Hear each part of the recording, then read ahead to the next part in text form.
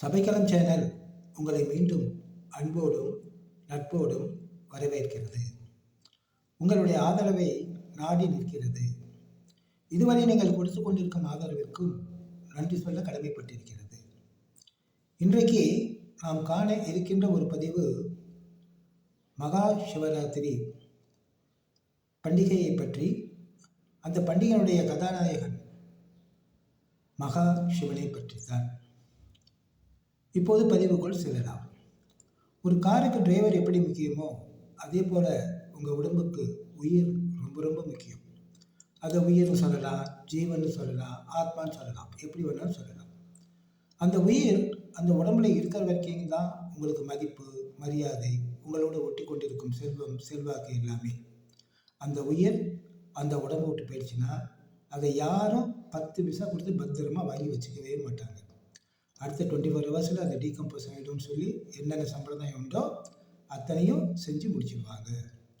இப்போ அப்பேற்பட்ட அந்த உயிர், ஆத்மா, ஜீவன் உடம்புல எங்கே இருக்குது அப்படின்னு முதல்ல நம்ம தெரிஞ்சுக்கணும். 2 புருவத்துக்கு மத்தியில் நெத்திக்கு நடுப்புறம் தான் இருக்குது. அதை எப்படி சார் நாங்கள் நம்புறது? உடம்புல வேறு எங்கே ஷூட் பண்ணாலும் பிழைக்கிறதுக்கு சான்சஸ் இருக்குது. ஆனால் ஒரே ஒரு புல்லட் நெத்திக்கு நடுப்புற 2 புருவத்துக்கு மத்தியில் அடிச்சுங்கன்னா உயிர் போயிடும். இப்போது அந்த உயிர், அந்த ஆத்மா, அந்த ஜீவன் உடம்புல எங்கே இருக்குன்னு தெரிஞ்சுக்கிட்டோம் இல்லையா?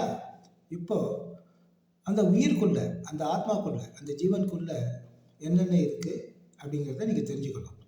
மனம், புத்தி, சம்ஸ்காரம் என்ற 3 பகுதிகள் இருக்கிறது. மனம் இது அலைப்பாயக்கூடியது. மனசை யாருமே அடக்க முடியாது. அதே போல் என் மனசை நான் அடக்கிட்டேன் அப்படின்னு யாராவது சொன்னால் அதை சத்தியமாக நம்பாதீங்க. மனம் ஒரு குரங்குன்னு சொல்லி முடிச்சுட்டாங்க. ஆனால் அதே குரங்க அந்த குரங்காட்டை எப்படி பழக்கப்படுத்தி வச்சுருக்கான்.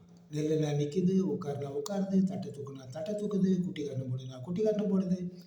அதே போல் உங்கள் மனசை நீங்கள் அடக்கத்தான் முடியாது. ஆனால் உங்கள் மனசை நீங்கள் பழக்கப்படுத்தலாம். எப்படி பழக்கப்படுத்தலாம்? 2வது பகுதி புத்தியை வச்சு ஒரு காரியம் செய்யறதுக்கு முன்னாடி இது நல்லதா கெட்டதா யோசனை பண்ணுங்கள். நல்லதாக இருந்தால் தாராளமாக செய்யுங்க, தப்பானதாக இருந்தால் விட்டுடுங்க.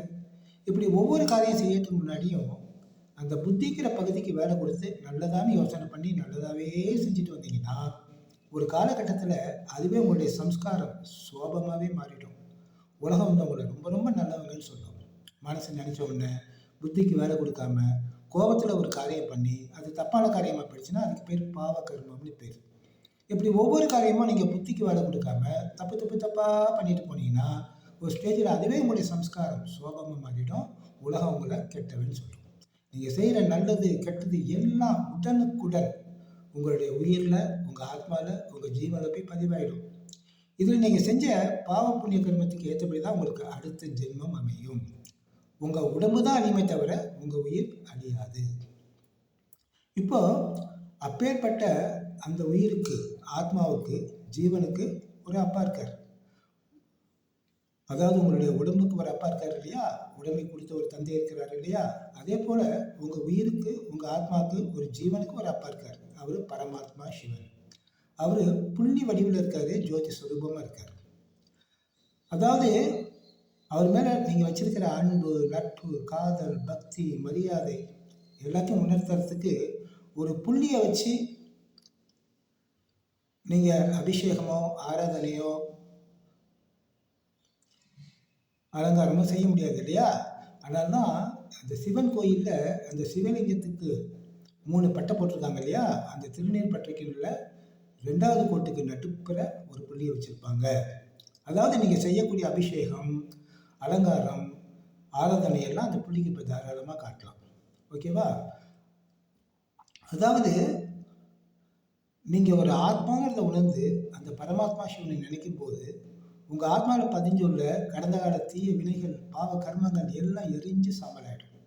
நிகழ்காலத்தில் எந்த தவறுகளும் பாவங்களும் செய்யாத ஒரு தூய்மையான வாழ்க்கையை வாழ்வீங்க. அதாவது நிறைய பேர் என்ன நினச்சிட்டு இருக்காங்கன்னா, ஏதாவது பிரச்சனை வந்துருச்சு அப்படின்னாக்கா கடவுள் ஏன் தான் என்னை மட்டுமே இப்படி சோதிக்கிறான்னு தெரியல.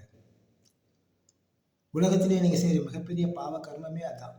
ஒரு அப்பாவி மீதே நீங்கள் அபாண்டமாக கொலைப்படியை சுமத்தினா அது எவ்வளோ பெரிய கொடிய பாவமோ அதை விட கொடிய பாவம் கடவுள் தான் என்னை சோதிக்கிறாரு, கடவுள் தான் என்னை கஷ்டப்படுத்துகிறாருன்னு சொல்கிறது. இப்போது உங்களுக்கெல்லாம் உடைமை கொடுத்த தந்தை ஒருத்தர் இருப்பார் இல்லையா? அவர் ஓடி ஓடி சம்பாதிக்கிறாரு யாருக்காக? உங்களுக்காக. ஏன்? உங்களுக்கெல்லாம் உடலை கொடுத்த தந்தை அவர். அந்த உடலை கொடுத்த தந்தையே தான் பிள்ளைங்க எதிர்காலத்தில் சுகமாக இருக்கணும், சுபிட்சமாக இருக்கணும்னு சொல்லி ராத்திரி பகல் பார்க்காம ஓடி ஓடி ஓடி சுற்றி தேடி வைக்கிறாங்க. உங்கள் உயிருக்கே, உங்கள் ஜீவனுக்கே, உங்கள் ஆத்மாவுக்கே தந்தை பரமாத்மா சிவன். அவர் போய் உங்களை கஷ்டப்படுத்துவாரா? மாட்டார்.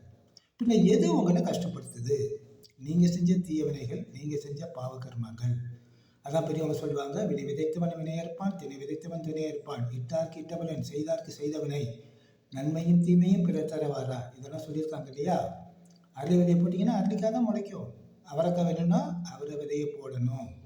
நன்மைகளை மட்டுமே செஞ்சீங்கன்னா நிம்மதியாக சந்தோஷமாக இருக்கலாம். தவறுகளும் பாவங்களும் செஞ்சீங்கன்னா நிம்மதியாக இருந்து தான் தவிக்கணும். சரி சார், நல்லது செஞ்சால் நல்லது நடக்குது, கெட்டது செஞ்சால் கெட்டது நடக்குது. அப்போ கடவுளுக்கு என்ன சார் வேலை? உங்களுடைய நியாயமான கேள்வி எனக்கு புரியுது. நீங்கள் செஞ்ச தீய வினைகள், பாவ கர்மங்கள் இவைகள் அனைத்தையும் எரித்து சாம்பலாக்கிறது தான் அவரோட வேலை. எப்போ நீங்கள் ஒரு ஆத்மான்னு உணர்ந்து, நீங்கள் ஒரு ஜீவன்னு உணர்ந்து, நீங்கள் ஒரு உயிர்னு உணர்ந்து, அந்த உயிருக்கு தந்தை, அந்த ஜீவனுக்கு தந்தை, ஆத்மாவுக்கு தந்தை, அந்த பரமாத்மா சிவனை நினைக்கும் போது அந்த யோக அக்னியில், அந்த சிவ ஜோதியில் உங்களுடைய கடந்த கால ஆத்ம பதிவுகளான தீய வினைகள், பாவ கர்மங்கள் எல்லாம் எரிஞ்சு சாம்பலாயிடும். நிகழ்காலத்தில் எந்த தவறுகளும் பாவங்களும் செய்யாத ஒரு தூய்மையான வாழ்க்கையை வாழுங்க. புரியுதா? இப்போ இறைவனுடைய பணி என்னன்னு, இறைவனை பற்றி நாம் இது நாள் வரைக்கும் என்ன சொல்லிகிட்டு இருந்தோம்னு தெரியுதா? இனிமேல் தயவு செஞ்சு இந்த வினாடியிலேருந்து வெளியில் போய் கடவுள் தான் என்னை சோதிக்கிறாரு, கடவுள் தான் என்னை கஷ்டப்படுத்துறாருன்னு சொல்லாதீங்க. மிகப்பெரிய பாவத்தை செய்யாதீங்க. இந்த பதிவு உங்களுக்கு பிடித்திருக்கும்னு நினைக்கிறேன். இதனுடைய நிறை குறைகளை சுட்டி காட்டுங்கள். நிறைகளை தன்னடக்கத்தோடு ஏற்றுக்கொள்கிறேன், குறைகளை திருத்திக் கொள்கிறேன். மீண்டும் அடுத்த பதிவில் உங்களை நான் சந்திக்கின்றேன். நன்றி, வணக்கம்.